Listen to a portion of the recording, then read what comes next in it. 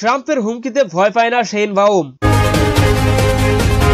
মেক্সিকোর president Claudia Sheinbaum যুক্তরাষ্ট্রের president Donald ট্রাম্পের হুমকিকে গুরুত্ব দিচ্ছেন না বলেই জানিয়েছেন। তিনি আত্মবিশ্বাসের সঙ্গে উল্লেখ করেছেন তার সরকার এসব চ্যালেঞ্জ মোকাবেলা করতে সক্ষম। বৃহস্পতিবার স্থানীয় গণমাধ্যমের প্রতিবেদনে বলা হয়েছে, ট্রাম্প মেক্সিকোর বিরুদ্ধে ব্যাপক বহিষ্কার নীতি, বর্ধিত বাণিজ্য শুল্ক এবং মাদক চক্রের বিরুদ্ধে সামরিক অভিযান চালানোর মতো হুমকি দিয়েছেন। এ বিষয়ে বুধবার এক সংবাদ সম্মেলনে শেইনবাউম জানান, তিনি ট্রাম্পের বক্তব্য নিয়ে ভয় পান না, বরং তার সরকার জনগণের সমর্থনকে ভয় পায়। তিনি এ সময় জোর দিয়ে বলেন, যখন একজনের বিশ্বাস ও নীতিতে দৃঢ়তা থাকে তখন ভয় পাওয়ার কি আছে। একই সঙ্গে যুক্তরাষ্ট্র ও মেক্সিকোর মধ্যে চলমান সংলাপ এসব উদ্বেগ কমিয়ে আনছে বলে উল্লেখ করেন শেইনবাউম। ট্রাম্প সম্প্রতি মেক্সিকোর মাদক চক্রকে সন্ত্রাসী সংগঠন হিসেবে অভিহিত করেছেন এবং অবৈধ অভিবাসন নিয়ে দেশটির কর্তৃপক্ষের সমালোচনা করেছেন। বুধবার প্রকাশিত মার্কিন পররাষ্ট্র দপ্তরের এক নোটিশ অনুযায়ী ট্রেন দে আরাগোয়া,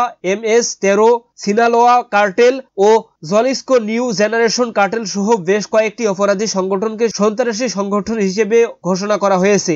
এসব প্রসঙ্গে শেইনবাউম বলেন, মাদক চক্রের ওপর গুপ্তচর বৃত্তি এবং ফেন্টানিল ল্যাব খোঁজার জন্য সম্প্রতি মার্কিন ড্রোন অভিযান আসলে দীর্ঘদিনের সহযোগিতার অংশ। তিনি বলেন, প্রথমত এখানে কিছুই অবৈধ হচ্ছে না, এটি আসলে বহু বছর ধরে চলমান সহযোগিতা, নতুন কিছু নয়। এদিকে ভারত সহ 4 দেশকে কঠোর হুমকি দিলেন ট্রাম্প। ভারত সহ 4টি দেশকে কঠোর হুমকি দিয়েছেন যুক্তরাষ্ট্রের প্রেসিডেন্ট ডোনাল্ড ট্রাম্প। ব্রিক্সের 5 দেশ ব্রাজিল, রাশিয়া, ভারত, চীন ও দক্ষিণ আফ্রিকা আছে এই হুমকির আওতায়। ট্রাম্প সম্প্রতি ঘোষণা করেছেন যে ব্রিক্স দেশগুলো যদি মার্কিন ডলারের বিকল্প কোনো মুদ্রা তৈরি করার চেষ্টা করে তবে তাদের পণ্যের উপর 150% শুল্ক আরোপ করা হবে।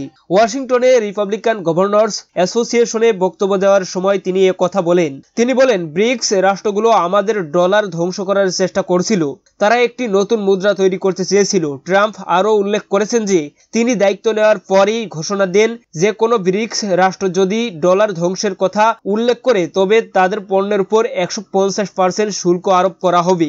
আমরা তোমাদের পণ্য চাই না।